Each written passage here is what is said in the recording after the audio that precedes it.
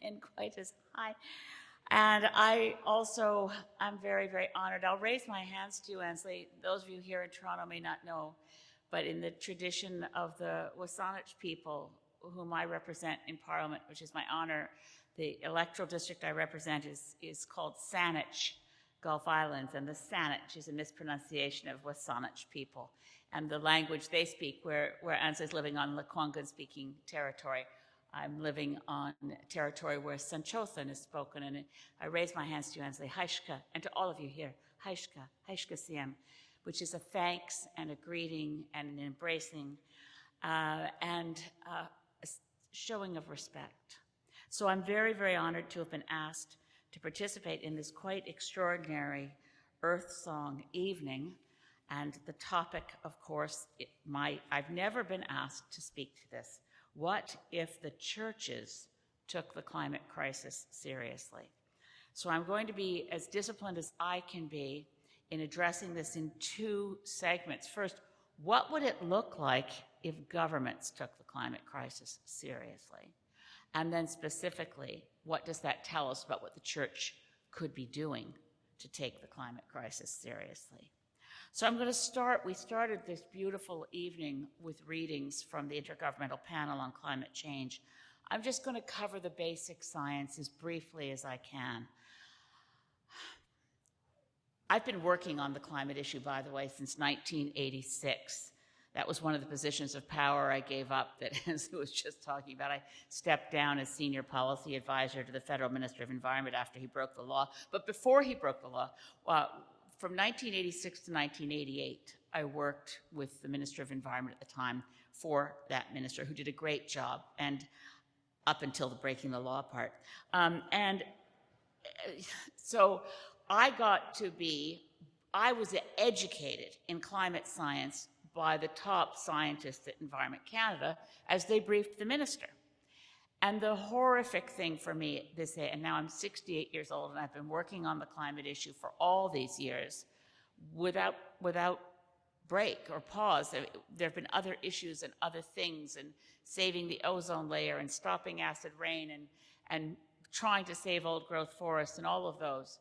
But in that time, from when I first learned my climate science, before the myth of doubt was invented by big oil, when I learned my climate science, we still had time to avoid everything we're experiencing now. We were informed, governments were informed, and what we used to be told when I would be sitting there at the table in Gatineau, or the minister's boardroom table, and the scientists would say, unless we stop burning fossil fuels at current rates, and unless we stop destroying forests, we could see, and I remember this, it stays with me, we could see the retreat of glaciers globally by 2030. I remember it because it's not 2030 yet, and we've been seeing the retreat of glaciers for more than 15 years now. I remember the warnings. What happened was we signed the global treaty on climate. It's called the United Nations Framework Convention on Climate Change in 1992 at the Earth Summit, in which all nations on Earth, and I was there watching as every world leader took the stage. It was to that date the largest gathering of world leaders in history, all there together. And the most important, there's this treaty signed that is important to protect all life on Earth. It's called the Bio Biodiversity Treaty. But the Framework Convention on Climate Change, every single nation signed it, watching them troop across the stage, everyone from George Bush to Fidel Castro. We're all there together, and we all committed, and of course our prime minister at the time, committed that we would stop the profligate burning of fossil fuels and ensure, of course we didn't use the word fossil fuels, we said we would stop the anthropogenic emission of greenhouse gases, in other words, human-caused greenhouse gases, which of course primarily come from burning fossil fuels. But we've never actually used the words fossil fuels in any treaty. But we promised to arrest the emissions of greenhouse gases caused by human activity before they could become dangerous. That was the word the treaty used. We would arrest these levels before they became dangerous. And we also committed to adapt to those levels of climate change we could no longer avoid. Now, the horror of it is that between 1992, when we promised that, and today, we have burned more fossil fuels and emitted more greenhouse gases than we had done between the beginning of the Industrial Revolution and when we promised to stop at the Earth Summit in 1992. We like to say in Canada, they say, oh, Canada's government's never hit its target, as if it tried. That's the thing that I find maddening. If you're trying to hit a target, you aim at it. You at least get the direction right. It should be going down, but oh darn, we missed. No, we keep going up. Canada's the worst in the G7. That's what we do. So what we promised in Paris was more specific than the Rio commitment. The Paris Agreement, which is within the framework, again, it's the Framework Convention on Climate Change. Within that framework, the Paris Agreement was, I think, a miracle because it said, which we weren't supposed to say when we started negotiating in 2015, that we would strive to ensure that global average temperature did not increase above 1.5 degrees Celsius. This is a terrible target. I just said it, and it's mind-numbing, and it doesn't mean anything to anyone. So let me back up. We promised to hold global average temperature increases far below 2 degrees Celsius as we could, and try to hold to 1.5. It was expressed as temperature. It wasn't expressed in terms of percent cut or what we were going to do with fossil fuels. But at that point, we knew something, and we learned more because at the Paris Agreement meeting, we actually asked the Intergovernmental Panel on Climate Change, the single most rigorous peer review process for any aspect of science ever invented. The world's scientists appointed by government does this work, and they are consistently wrong. They always overestimate how much time we have, and they always underestimate the damage that will happen. But they're generally right. It's just that they're conservative, small c conservative, in the nature of the work because they have to assess 6 years' worth or 7 years' worth of peer-reviewed science and publish it and boil it down for politicians. They have never exaggerated. They've never gotten it wrong by saying things are going to be bad and then they're not that bad. So the Intergovernmental Panel on Climate Change was asked by the negotiators in Paris, now that we've agreed on this treaty that we're going to try to hold global average temperature to no more than 1.5 degrees C and as far below 2 degrees as possible, what does that look like? Can we still do it? Now, that report came out in 2018, and it was pretty terrifying. It said, well, 1.5 degrees Celsius is not a safe place. It's quite dangerous for many parts of the world and many peoples around the world, and it will create millions of environmental refugees. But if you go to 2 degrees Celsius, that is a lot worse, and there'll be tens of millions of environmental refugees and much worse conditions globally. But the good news and this is from an October 2018 report of the Ipcc, the good news is we can still do it. We've got time, but it will require radical, transformative, and immediate action. It's now 2022. None of that radical, immediate action has happened, and in fact, we continue to increase, not just Canada, but globally.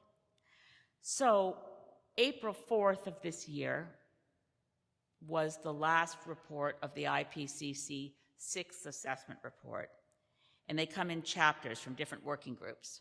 So this is where we are right now, and this is what I need to share with you. For the first time on April 4th of this year, the IPCC condensed 1.5 and 2 to 1 sentence. Usually it's like, if we go on this trajectory, we can hold to 1.5. If we slip and miss that, well, this trajectory gets us to below 2. For the first time on April 4th, the IPCC said to hold to 1.5 degrees or 2, global emissions must peak and begin to fall between 2020 and no later than before 2025. I'll say it again because I had to read it several times for it to be absorbed by my brain. It was to hold to 1.5 degrees or 2, we must ensure that globally emissions stop rising and start falling. That's the concept of peaking. Stop adding and start subtracting. And we must make sure that happens before 2025. What do governments do if they take it seriously? Well, in our parliament, 2 days later, April 6th, the Liberal government announced approving 1 billion barrels more oil to be drilled out of the offshore of Newfoundland in a place called Baden Nor. And the next day, April 7th, we got the budget that committed that we will complete the Trans Mountain Pipeline now that we bought it. It used to be the Kinder Morgan Pipeline. Kinder Morgan of Texas figured out it wasn't economically viable, so they left and we bought the pipeline, and now we're determined to build it. And we are trying to make sure Indigenous people own it, not Indigenous nations, because they're too busy fighting it in court, but some kind of business conglomerate that involves Indigenous people. So Antonio Guterres said on April 4th in reading this report, the UN Secretary General said, to pursue fossil fuel investments now, based on this information, is, quote, moral and economic madness, close quote. So now I turn to what the churches would do if they took climate change seriously. Climate crisis. To pursue fossil fuels, the part we should be interested in as people of faith is the moral madness part. Economic madness is certainly a concern. Continuing to subsidize fossil fuels when we know we have to get rid of them should concern us. As people of faith, it was at Copenhagen, actually, that my dear friend, Senator Lois Wilson, is sitting here, former moderator of the United Church of Canada. When I was in Copenhagen, my friend Marty Tyndall, who was then moderator of the United Church, sent me a quick email and said, Elizabeth, do you know the Archbishop of Canterbury is doing a service tonight and taking questions after? I thought, oh my. Rowan Williams, oh my. So I fangirled all over the place, the Archbishop of Canterbury. But anyway, I went to that service, and the Archbishop of Canterbury made his homily around Genesis chapter 9 and the Ark of the Rainbow and the promise and the covenant.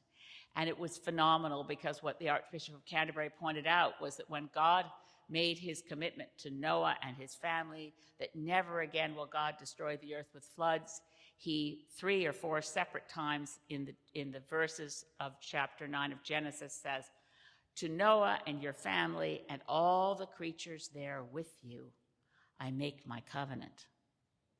God made a covenant with the creatures he had created, all creatures there with you. And as the Archbishop of Canterbury said at the time, Noah didn't say, what creatures do you mean, God? Just us here. All the creatures that had been taken on board the ark, 2 by 2. So there's a living, operative relationship between all of creation and the Creator. As Anglicans, we call that Creator God. Our First Nations and Indigenous brothers and sisters say the Creator, creation, Mother Earth. I think it's the same in relationship of love and dependency and codependency and co-creators of an evolving universe. We have some obligations here, but I went back and looked at it, chapter 9 again, and said, God promised us he would not destroy the earth. He should have gotten a promise from us that we wouldn't do it, because that's what we're doing right now. We've declared war on Mother Earth, and we are at risk of losing the ability to stop this monstrous thing called climate crisis. Earlier in the readings, you heard the words irreversibility used. When people ask, what are we trying to stop now? Because it's pretty obvious climate crisis is happening. We just went through Fiona last weekend. I saw villages I know, Portabasque, that's usually been protected by the island at the mouth of that harbor, overtaken by waves that were so high the island didn't even matter anymore. The waves just came ashore and pulled the houses, and tragically, at least one person out to sea. Last summer in British Columbia, somewhere between 800 and 900 people died. Over 700 died in 4 days in the heat dome. When Lytton burnt to the ground, the fire moved through the town so fast that the fire truck never got out of the fire station. It burned in the fire station. My husband has a farm in Ashcroft, British Columbia. The temperature in his yard the day Lytton burnt down was 50 degrees Celsius. And his daughter, who's 36, who had been living on the farm at that time, nearly died in the heat dome. I say these things. We had atmospheric rivers. We lost, when we speak of people losing a farm, I don't know how much of this ever got reported in Toronto, but people who had a 7-acre farm before the floods in the atmospheric river, when it was all over, had a 3-acre farm. The land of their farm fell into the river, not just the buildings. So this is very dangerous, and this is happening right now when the global average temperature increase is 1.2 degrees Celsius. Every fraction of an increment of temperature increase in global average temperature, because averages, as you know, conceal lots of different huge extremes, the difference between the global average temperature 10,000 years ago, when Canada was under several kilometers of ice, and today is 5 degrees. So global average temperatures, a 1 degree change is huge. We're now at a 1.2 degree change. 33 million people in Pakistan have no place to live because where they were living is underwater. We can go around the world. It's just, as Al Gore once said at the time he released his film, An Inconvenient Truth, he said, you know, if we don't stop climate change, the earth is going to feel like we're taking a nature walk through the book of Revelations. Christian background helps with these metaphors, and Al Gore is a good Christian, but so there we are. We're in it. We're in a dangerous space, in a dangerous time. And what I see happening all around me, which really worries me, and this is the gap I'm really thinking the churches can address. The churches, the synagogues, the mosques, people of faith everywhere. The gap we have right now isn't an emissions gap. Well, it is an emissions gap. But the really puzzling one is certainly in terms of our national media, we've gone from ignoring climate change or even denying climate change straight through to grief. Where's that middle part about action? Where's that part about hope? Where's that part about pick up your tools, drop your nets and follow me? Jesus didn't want things to be easy. Drop your nets. What on earth are we doing when we still have time to save ourselves and we're not? We're moving. I hear CBC. I mean, I'm not picking on CBC. Well, I am actually, because it's the example that comes to mind because it's what I watch. I watched the news network yesterday and they were asking someone about, well, Fiona was bad. How much worse could it get? Well, I feel like yelling at the television set, this was your last good summer. They're all getting worse from here. Now, that's on average, and we could get the occasional good one where we don't get a hurricane that does the equivalent of pulling Port-au-Basque into the sea or doesn't create a heat dome that kills hundreds. We could get better at taking care of the vulnerable so people don't die in heat domes. We could do that, but we're not. But what could the churches do? Because the big gap here is where's the belief and the faith that we can do more than the things we see in front of us? Because right now, I'm one of the few people I know that's still optimistic. That's because I actually, as a practical reality, believe in miracles. If I had no faith, I'd be toast. I could not get up in the morning if I had no faith. When I read Ephesians 3:20, which we recite a lot in many Anglican churches, we say, well, look, as we leave the church, we say, recalling, well, those are more fire alarms for climate. But anyway, I bring those with me for effect. We believe as a matter of faith, as Paul wrote to the Ephesians in chapter 3, verse 20, that God's power working in us can do infinitely more than we can ask or imagine. So as a practical matter right now, people, We do not need realists. We need people prepared to say, I'm going to devote every hour of every minute of every strength in my life until the day I breathe my last to save my grandchildren. And I am not going to accept that net zero by 2050 and various bromides from various levels of government is good enough. We've been told clearly, stop adding and start subtracting and do it at the latest before 2025, which gives us here a bit more than 24 months to seriously, and forgive me, I know I'm in a sacred space, but right now I think what Jesus would want is not one of those wonderful moments where we picture him peaceful, but when he throws over the tables of the money lenders. This is time to kick ass. This is time to be seriously radical in our faith, in our day-to-day lives, and in how we talk to our friends and our children and our neighbors. People ask me, how do you speak to children these days and tell them about the climate crisis? And I say, I give them my word that I'm not going to die until me and all my other boomer generation friends fix this. So the churches can offer something that no other part of our society can offer: faith. The churches can step up and say, we need to be honest and clear about our moral obligation as Christians, as Muslims, as Jews, as Anishinaabe, to protect Mother Earth and sacred creation and not allow greed, realism, political realities, and all the blather that we're being given to allow us to give up on our children and our grandchildren. So there are things we can do. We can make sure every church divests itself from any investment in fossil fuels. You can make sure that if you have anyone worshiping in your congregation who happens to be an elected person, that they get it with both barrels. We are people of faith. We are the people who know that the power of God working through us can do infinitely more than we can ask or imagine. That's what got Nelson Mandela out of jail in South Africa. That's what brought down the Berlin Wall. We do not have to accept the world as we see it.